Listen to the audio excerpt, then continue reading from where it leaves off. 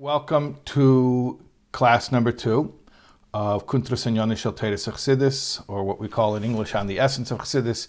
Again, this is a project we're doing in partnership with Chayenu.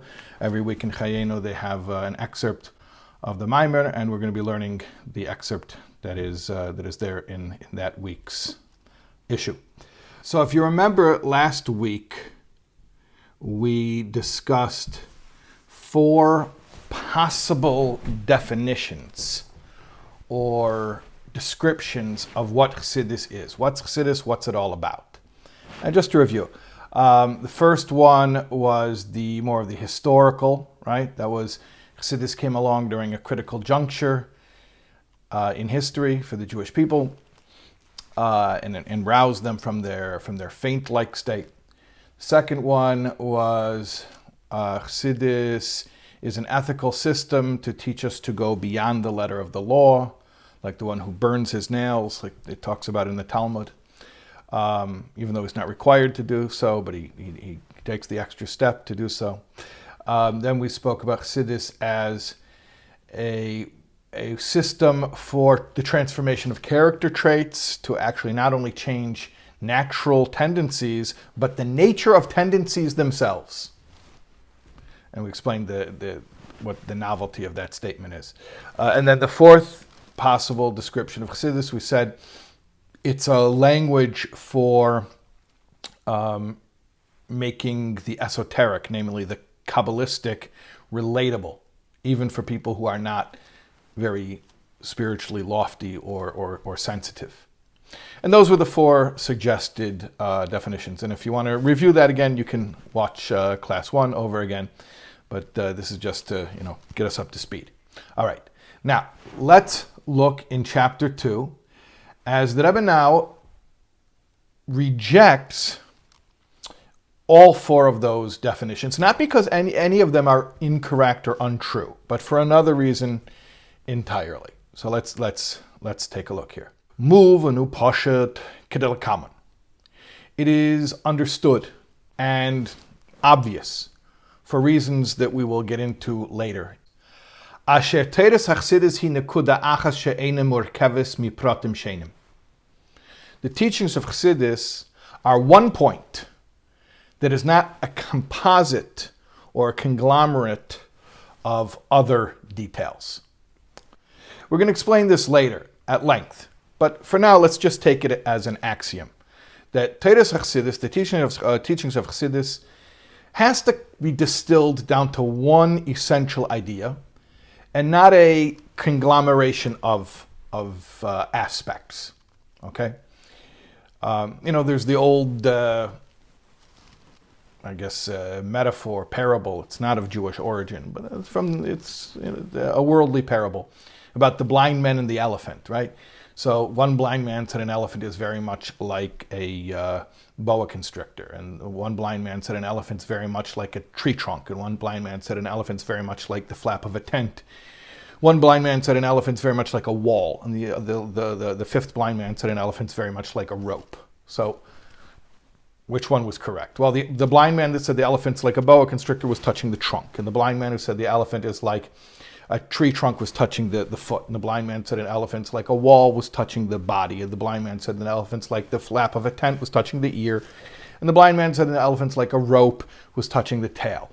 So they were all describing aspects of the elephant, but none of those aspects are the elephant. So we're trying to understand what is Chasidus, and what the Rebbe is saying here, for reasons that we will explain later. Chasidus must be distilled to one essential point, not the conglomeration of details, and therefore, let's continue. Since all of the explanations that we just gave, as well as many other explanations that are given, the Rebbe said 4 of them. There are more than 4, and they're all legitimate. These legitimate explanations, and as well as many other legitimate explanations of what Chasidus is all about, they are mailos shoines hein. They're all different virtues, different specific qualities. So being so, harei muchrach, we are forced to conclude, we must say, shemailos elu einon magdirais umematzais es mohusa shel Teres Chasidus. None of those virtues or qualities capture the essence of the teachings of Chasidus. In other words, they're all true aspects, they're true features or properties of Teres Chasidus, but none of them are it, the essence, the single idea, the core, which is, as we will see, is a theme in this discourse. The idea of distilling Chassidus and truly, truthfully, to distill everything down to a core, essential idea. Muhusa shel Chassidus hi nekuda atzmis hamufshatis minyanim pratim. The essence of Chassidus is one idea, one essential idea that is stripped from any details. Ela metzad nekudaso ha'atzmis nimtsois mista'afais mimena mailas hanal. However, from that essential point are derived, or maybe a way to say mista'afais is they branch out all of these different features. But these features are symptoms, not the cause. In other words, there's one underlying idea, what Chassidus really is, which we haven't yet put our finger on. And all the different definitions are correct descriptions of some aspect of Chassidus or some outcome of Chassidus, but none of them are the essence. Hanakudo ha'atzmis shel Chassidus hi kemeduber la'el b'hamaimer shebeseidehu maimer shel kaved kedusas admo merashab nishmos ha'eden hamshachos erchadish mebechinas pinimius ha'kaser. The essential point of Chassidus is, now we're going to sum it all up, we're going to make it very easy for you. I'm saying that with tongue in cheek. Guys, it's very simple. You know what Chassidus, the essence of Chassidus really is? It's like it says in the Rebbe Rashab's Maimer, which was referred to earlier. Actually, it's a Maimer from Tafrei Shayin Beis, which actually isn't Tafrei Shayin Beis. Tafrei Shayin Beis is 1912. But it's actually a whole hemshich. It's a series of discourses which lasted many years. So actually, this particular discourse, I believe, is from Tafrei Shayin Hey? Yeah, I think it's from 1915. It's actually Padav V'Shalom. It's a Yud Tes Kislev Maimer. Remember this discourse the Rebbe said on Yud Tes Kislev. And so the Rebbe is referring to a Yud Tes Kislev discourse of the Rebbe Rashab, the fifth Rebbe, from the year 1915. So over there it says, what's the essence of Chassidus? It's the elicitation of a new light from the inner dimension of Keser, the crown, the proto-sphira, the sphira above spherois. From Chochmah down to Malchus, you have 10, and then Keser is sort of the all-encompassing, the crown, literally the crown that goes on top of the anthropomorphic model. So Keser is, transcendent. So what's Chassidus? It is the elicitation of a new light from the inner dimension of Keser, Ulamayla Yeser, and even higher than that, Hamshachas Bechinas Pinimius Atik Mamish. It is literally an elicitation of light from the inner dimension of Atik. Atik is the inner dimension of Keser, as opposed to Arich. There's Atik and there's Arich, different dimensions of Keser itself. Bechinas Ein Sof Shenimtza Berad Law, which is actually, if you trace it even higher, it is the Reisha de La Isyado, the beginning or the head which is unknown, or more aptly, unknowable. The unknowable origin of all reality. So Chassidus is a manifestation of a light from that source. Okay, great, thank you. Aha, now, why didn't you say so? Should have said in the first place. Okay, I'm joking around because obviously, words like that are very, very lofty. But that's why, we have a whole discourse here to unpack that. What does that really mean? And by the end, with Hashem's help, we'll be able to relate to it. Okay, let's continue. This concept, which is spoken of in the Maimer that we're referring to, of the Rebbe Rashab,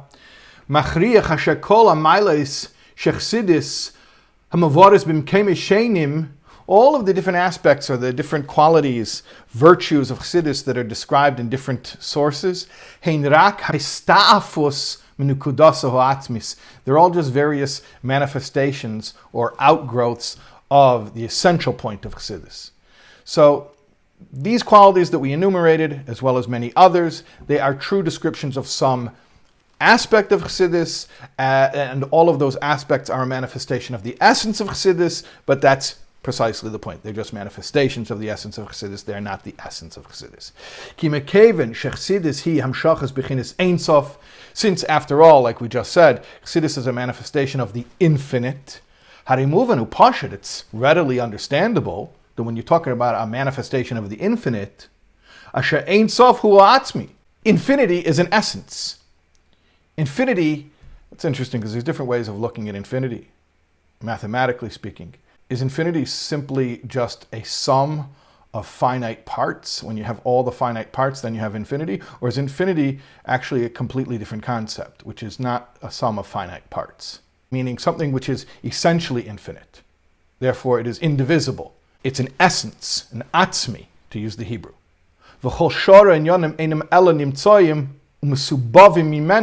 Therefore, all the different qualities that emerge from it are just that. They're just qualities that emerge from it. So if we're talking about a manifestation of the inner light of Keser, and even higher than that, the Pnimius Atik that comes from Radla, the unknowable origin of all, which is, after all, synonymous with the infinite itself. Therefore, whatever we're talking about has to be something that doesn't lend itself to any specific quality. Now, how are we going to do that? I mean, there's a language problem here. How are we going to describe the indescribable? How are we going to put our finger on something that, by definition, once you put your finger on it, so now you're talking about it's like the blind man saying it's the trunk and not the tail, or the body, not the foot. So that's our challenge. That's the challenge we have laid before us here. But we know what Chasidus is not. Or let me take back those words. Because the Rebbe didn't say Chasidus is not those things. Chasidus is those things, but those things are not Chasidus. You understand what I'm saying? Chasidus manifests itself as all of those things, but all of those things, even put them all together and add them into one beautiful conglomeration, that's still not Chasidus, because there's an essence which is indivisible, which is true infinity, and we have yet to put that into words, and that's what we're gonna endeavor to do throughout this discourse.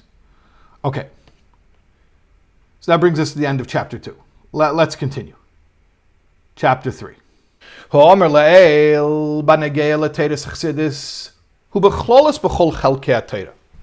Now, little disclaimer here.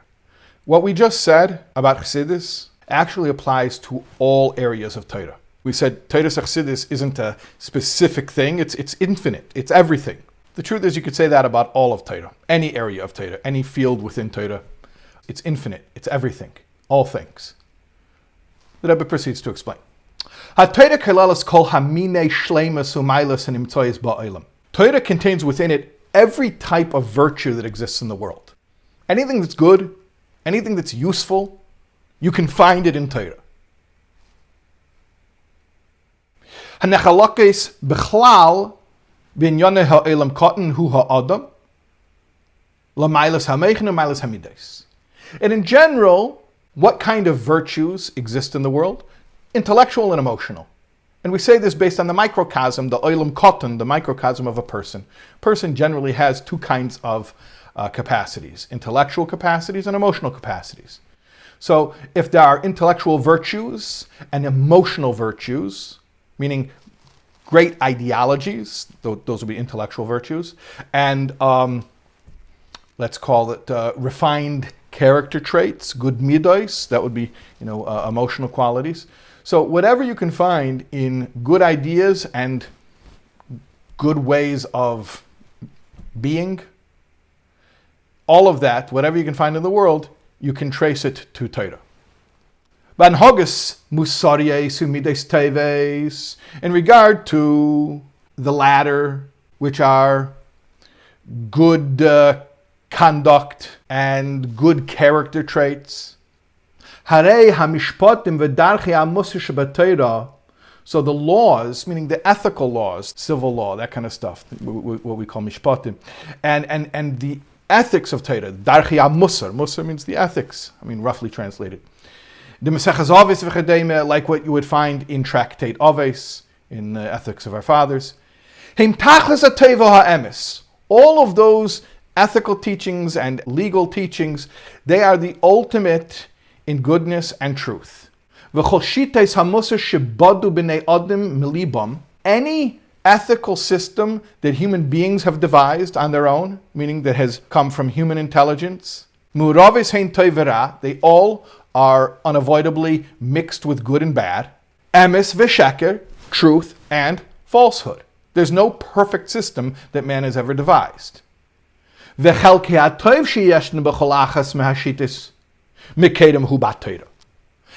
good that can be found in any of these ethical systems can be traced to Torah. So you read a self-help book and you're like, oh wow, that sounds so Jewish. That sounds like that sounds like Torah. Well, lahavdil, yeah, it's kind of true, because anything that you like about, 7 habits of whatever, whatever it's called, I don't remember, was it 7 habits or what, or how to win friends and influence people, whatever the chokhmah bagoyim that exists in whatever generation. So you're reading, oh, that's a good point. That's a good point. Yeah, okay, it is a good point. And it exists within Torah. The only difference is within Torah, it's all 100% glatt kosher. Everything is true and everything is good. And every other system, you gotta be more selective. It's not all true and it's not all good.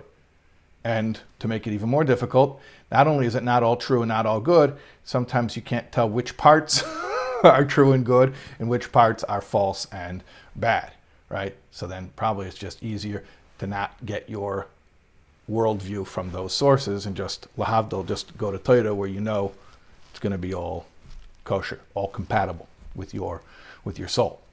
Okay, at any rate, let's continue. The Rebbe tells a very, very interesting story here. And the Rebbe tells it bekitzer, but actually it's from a letter that the Frierdiker Rebbe wrote. The Frierdiker Rebbe, it happened to the Frierdiker Rebbe himself, and he tells the story in first person in his letter. And it's printed, it's actually printed in the Frierdiker Rebbe's Igros. Let's read it here, and I'll fill in some more of the details. V'chiyadua hasipur, as is well known, the story. Mikved Kedusha's Meir V'chomi Admur, from the Frierdiker Rebbe, my father-in-law, the Frierdiker Rebbe, Sheba'achas min Nisyosav, on one of his travels. So the Frierdiker Rebbe explains that he was once on a train from Peterburg. It was called Peterburg at that time. This was right before the revolution. I believe, well, the letter was written before the revolution, so the story obviously happened before the revolution. From the story, it's evident that revolutionary ideas were already fomenting, and that's kind of what the discussion was about. So the Frierdiker Rebbe says he was on the train, and he mentions he was sitting in second class. He said, I was surrounded by government people. I guess it means a certain level of people who are not like the aristocracy, but also they're not schleppers, right? So he says there were government people, and there were some clergy. I'm assuming Russian Orthodox would be the religion, and they were getting into this intellectual conversation. And the discussion was, what is the ideal form of government? Is it monarchy? Oh, and the Frierdiker Rebbe mentions that they had just celebrated the 300th anniversary of the Romanov family's rule. The Romanov family is the family that until, the last Romanov ruler was the last monarch of Russia, Nikolai II, who was executed. He and his family were executed in 1917. I was on the Smirnoff bottle when it says purveyors to the Tsar through 1917. What happened in 1917 that Smirnoff stopped serving vodka to the Tsar? Well, the Tsar stopped drinking vodka in 1917. He stopped a lot of things in 1917. At any rate, okay, so it was the 300th anniversary of the Romanov family's rule. And so they were getting into this discussion. I guess communism was already sort of in the air. And they were discussing, what is the ideal form of government? Is it monarchy? The Frierdiker Rebbe says, or socialism? And then some people even said communism. I'm just telling you the words that the Frierdiker Rebbe uses in the letter, okay? And democracy wasn't even one of them, by the way. And I don't know where they would have fit, those people in their discussion, where they would have fit democracy. But the point is, Winston Churchill said democracy is the absolutely worst form of government devised by man until you compare it with all the others. And that's sort of what we're saying here. It's the worst form of government devised by man. So they were discussing all these man-made political systems. And as you'll see, the punchline is precisely that these are all man-made systems. All right, this is a spoiler alert. I'm giving away the punchline already. So they were discussing all these different man-made political systems. Happened to be the ones they were talking about was monarchy, communism, socialism. At least that's how the Frierdiker Rebbe describes it. Okay, so Hisvakachu kama anoshim. Many people were debating. They were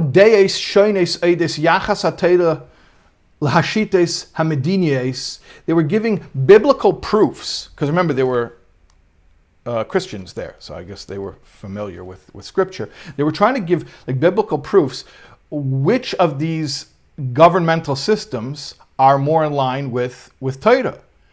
Vim eze mehen hi maskemis, which one does Torah agree with? V'chol echad mehem had a makar bat Torah l'shitase, and they were all giving proofs from Torah for their opinion. K'shalu es chavas das kvei kedusas meida v'chami admur bazeh. When they asked the Frierdiker Rebbe's opinion regarding this, Anna, he answered. So they wanted to know, what does the Rebbe say? Which one of these man-made systems is in line with Torah? Okay, so I already gave away the punchline.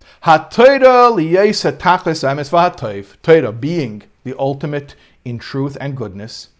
It has within it all the good that's found in all the other approaches.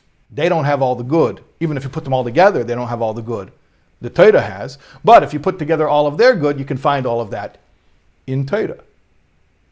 So this is a side story, but the point is we're saying that there are virtues in the world, emotional and intellectual, but any virtue you find, be it emotional or intellectual, you can find the same thing in Torah. So whatever virtue you find in this ism or that ism, you can find in Torah. But conversely, it doesn't work the other way around. Torah is not aligned, lahavdil, with any particular ism. So I know there's a debate tonight, presidential debate. And by saying this, I'm dating this class because someone's going to be watching this in the future and they're like, oh, yeah, talking about that crazy time. Yeah, so, which ism, conservatism or liberalism, those are the big isms today, right? By the way, it changes so fast. I mean, Jews have been around for 3,300 years, so we've been through a lot of isms. So which one, conservatism or liberalism, which one is aligned with Torah? Neither. They're isms. And yeah, they both have good ideas. And by the way, the Frierdiker Rebbe could say communism has some good ideas in it. The Frierdiker Rebbe was arrested by the communists. He was tormented by the communists. His chassidim were murdered by communists. And yet, he was able to recognize it has some good ideas, right? The people always say, communism is good on paper. But, well, no, even on paper, communism as a whole isn't good. Even on paper, it's not good. It has some good ideas. But everything has good ideas. Yeah, everything has good ideas. Every ism has some good. How much? How bad? Some isms are 99% rotten and 1% true, and some are 90, maybe, I don't know, I'm just guessing that there might be something that's 99% true, but there's a 1% that's not emes, it's not true. The point is, they're all man-made. So they're all going to have a certain limit. Being created by finite minds, they're going to be finite. And only Torah as a reflection of the infinite, is going to have everything in it. So what we were saying before, Chasidus is infinity, and therefore it can't be described by any particular description. And then we said, well, the truth is, all Torah is infinity.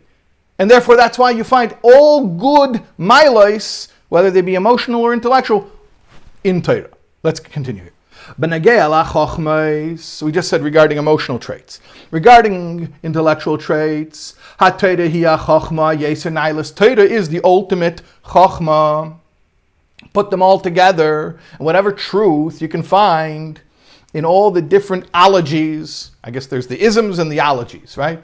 So all the truth, all the wisdom that you can find in all the ologies, you can find those same truths in Torah.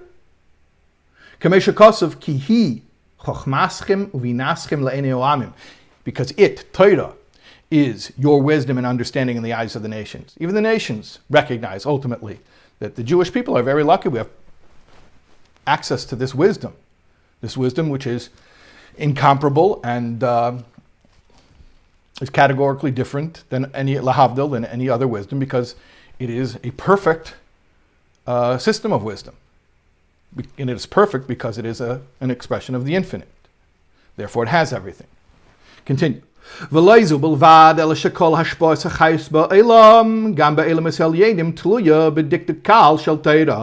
get a little mystical. And not only are all good ideas and all good character traits in the world found in Torah, but the ongoing existence of reality is dependent upon Torah. In fact, dependent even on the preservation of a tiny little detail of a Torah law. He's referring here to something that the Alter Rebbe says in Tanya, the last portion of Tanya, Kuntras Achron. But we're not going to get into it here because we have to finish up. But the idea that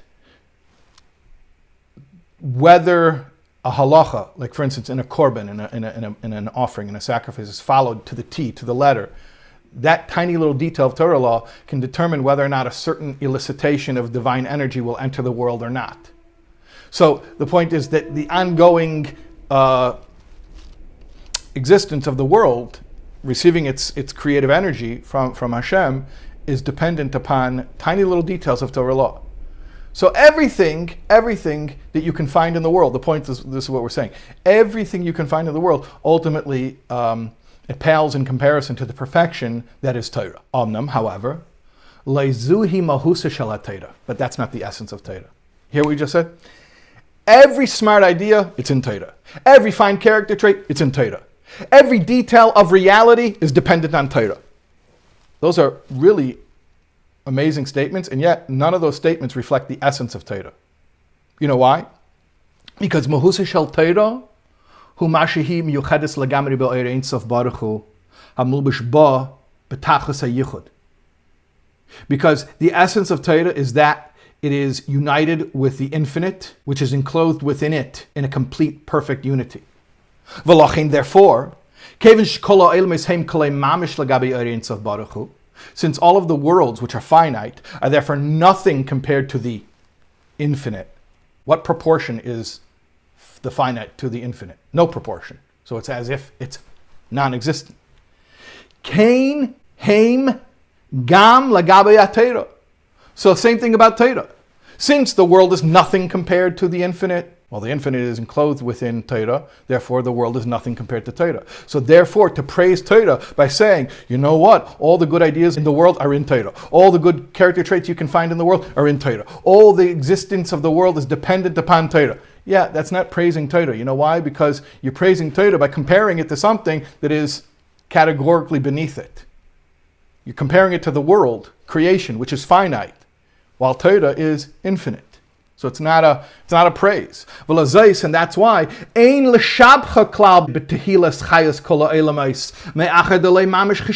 that's why you don't praise Torah by comparing it to all of the vitality of the world. Because the vitality of the world is comparatively insignificant. Ella rather, mitzad nekudas ho'atzmis shmiyuchedes hi ba'or ein sof baruch hu, but rather because of the essential point of Torah,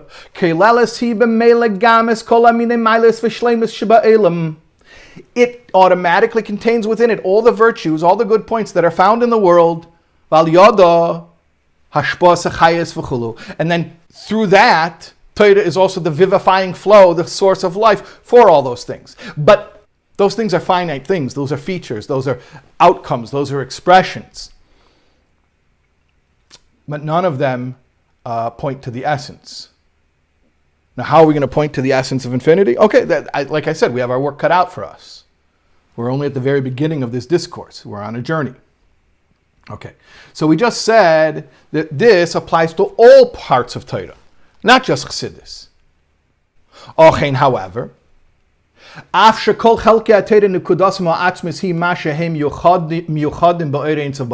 although all of Torah, all areas, what can you say about all of them equally? They are united with the infinite light. Nevertheless, you see that more in Chasidus. You know that expression, the Jews are like everybody else, only more so.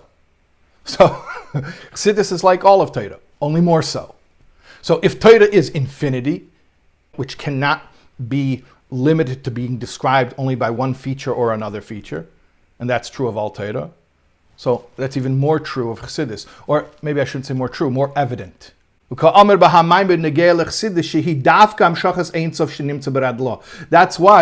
Maimer says the Chassidus is this expression of Radlo, of this unknowable beginning, because what we're talking about is really something, it's not a level, it's not a particular level within divinity, it is the essence of all.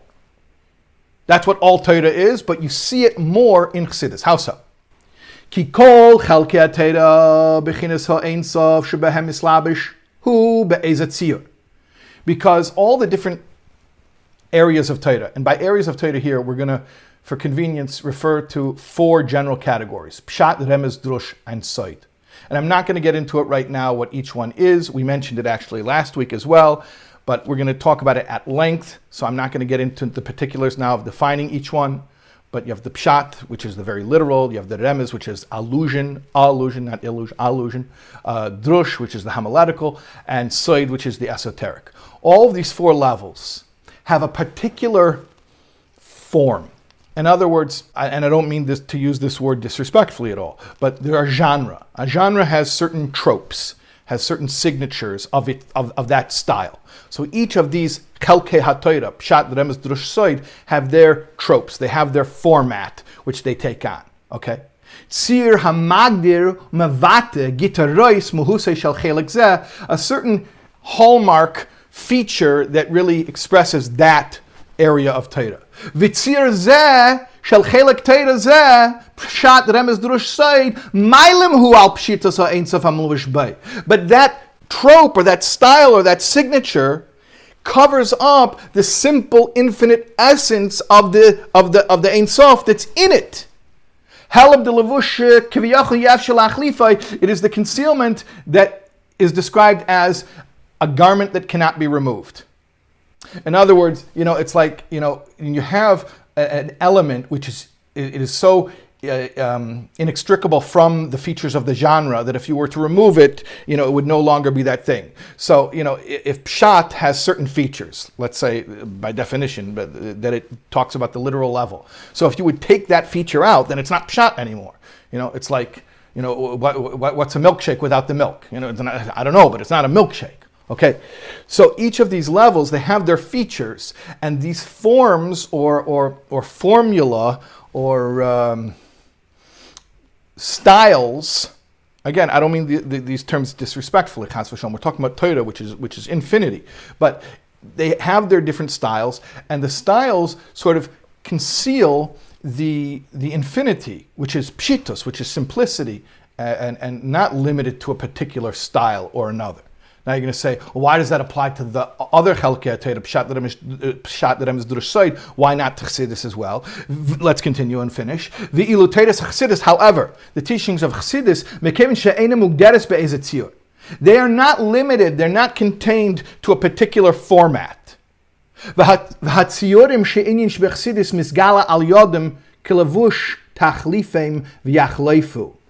stylism that's in Chassidus is like a garment that can be removed. In other words, the stylistic tropes within Chassidus, not to say that there aren't certain formulaic signatures within Chassidus, but they can all be removed. They're all dispensable. Shalachein, therefore, what's the obvious example of this? Kelelas hi es kol daled chalakim pshat remez drush soid shebetera mechaya esim k'lahalon. Chassidus contains within it all the levels, Pshat, Remez, Drush, and Soid, and actually enlivens all of those 4 levels. So Chassidus is sort of like this undefinable area of Torah. You learn Chassidus, and you learn one line of it, you think you're learning Kabbalah. You learn another line of it, you think you're learning Pshat on a pasuk in Chumash. And you learn another line, you think you're learning Medrash. You learn another line, and it's talking about gematria and Rosh Tevis, and so which is it? How do you nail it down? And the truth is, you can't, because the point of Chassidus is it's not defined by its form. Ein hatzir mailim behelim amiti as pshutos o ein sof shabai. Therefore, the form, whatever form it has, doesn't truly conceal the simplicity of the infinite, which is within it. Right? So that's the end of chapter 3. And we're going to have to end here for tonight.